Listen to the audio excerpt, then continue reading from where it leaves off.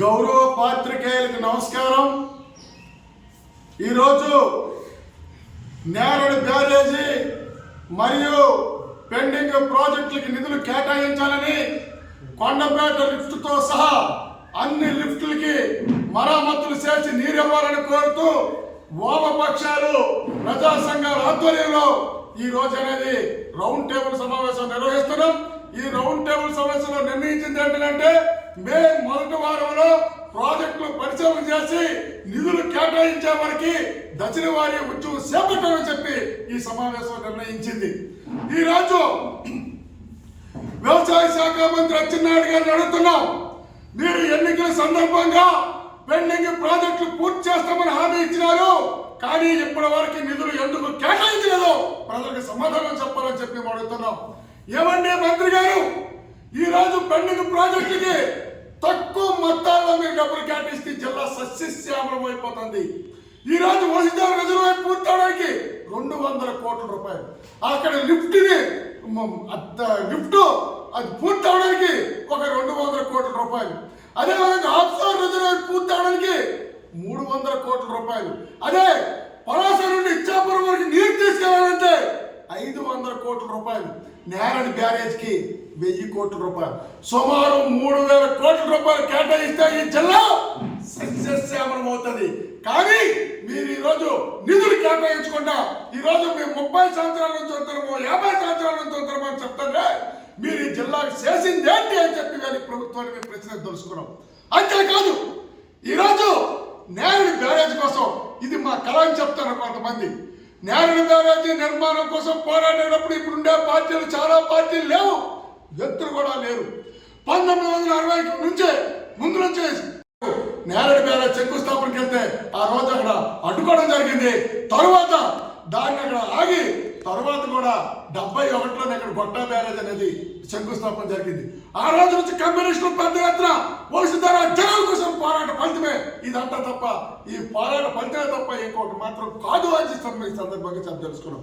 అంతేకాదు ఈ పెండింగ్ ప్రాజెక్టులు కానీ పూర్తి చేస్తే ఇంకో వైపు చెప్తాను, పోర్టుకు మేము 4500 కోట్లు మేము తెచ్చినామని చెప్పి చెప్తారు కొంతమంది.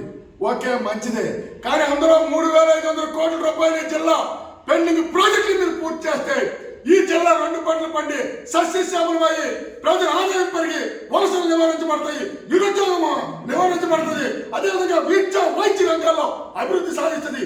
ఈ రోజు మీరు ఎందుకు పెండింగ్ ప్రాజెక్టులు పూర్తి చేయడం ప్రజలకు సమాధానం చెప్పాలా? మీరు పెండింగ్ ప్రాజెక్టులు పూర్తి చేయకపోవడం అంటే ప్రజల ఆదాయము, రైతుల ఆదాయము దెబ్బతీయడమే, విద్యా వైద్య రంగాలు దెబ్బతీయడమే, ఈ రోజు ఈ వలసలు ప్రోత్సహించడమే. అందుకోసమే ఈ రోజు ఈ పెండింగ్ ప్రాజెక్టులు పూర్తి చేసి 2 పంటలకు నీరిస్తే జిల్లాలో సంవత్సరానికి వ్యవసాయ ఆధార పంటల వల్ల 13,000 కోట్ల రూపాయలు ఆదాయం వస్తుంది. వాణిజ్య ఇతర పంటల ద్వారా ఈ రోజేమో మరో 13,000 కోట్ల రూపాయల ఆదాయం వస్తుంది. తద్వారా ప్రజల ఆదాయం పెరిగి పరిశ్రమలు వచ్చి నిరుద్యోగం నివారించబడుతుంది. ఎందుకు మీరు పెండింగ్ ప్రాజెక్టు పూర్తి చేయడం ప్రజలకు సమాధానం చెప్పాలని చెప్పి మేము అడుగుతున్నాం. అంతేకాదు ఈరోజు ప్రజల భూములకి మీరు నీరు ఇవ్వకుండా ఈరోజు భూదోపిడీలకు పాల్పడతారు. ఈరోజు ఎయిర్పోర్ట్ పేరుతోని, విద్యుత్ సంస్థల పేరుతోని, పోర్టుల పేరుతోని ఇవాళ వేలాది ఎకరాలు రైతు భూములు గుంజుకోవడానికి ప్రయత్నం చేస్తారు. ఎట్లా చేస్తే సహించేది లేదు. పెండింగ్ ప్రాజెక్టులు మీరు అంటే పూర్తి చేయాలని చెప్పి మీరు డిమాండ్ చేస్తారు. అంతేకాదు ఈరోజు ప్రభుత్వం జలయజ్ఞం అని చెప్తా ఉంది. జలయజ్ఞం చెప్తుంది, మీరంతా ఇంకుడు గొయ్యలు తవ్వితే నీరు బ్రహ్మాండంగా మీరు నిల్వ చేయొచ్చు, నీరు నిల్వ చేయండి. వర్షం మొత్తం నీరంతా కూడా సముద్రంలో వృధా కలిసిపోతుంది. మీరు ప్రాజెక్టులు కట్టి ఇచ్చేస్తే నీరు బ్రహ్మాండంగా రైతులకు వస్తుంది. మీరు అదే ఒకటి జలయజ్ఞము జలగల యజ్ఞం అని చెప్పి మీరేమో రైతులకు నీరు ఒకటి ఎన్ని యజ్ఞాలు చేస్తే ఏమో ఉపయోగం?